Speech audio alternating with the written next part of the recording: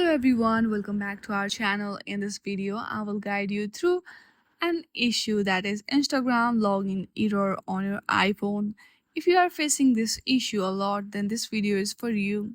To solve it, first of all, make sure that your internet connection is working fine. Once you check that, go to your settings and hit on the general. From there, scroll down and go to the VPN and device management and make sure that no VPN is connected to your device.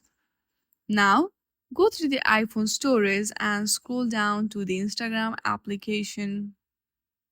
Once you are on your Instagram application, hit on the offload app and then go through the App Store and on the searching bar search for Instagram and hit on the get to install Instagram application. Once you install your Instagram application, your login error will be fixed.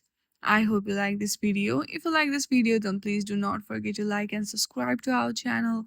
Thank you for watching.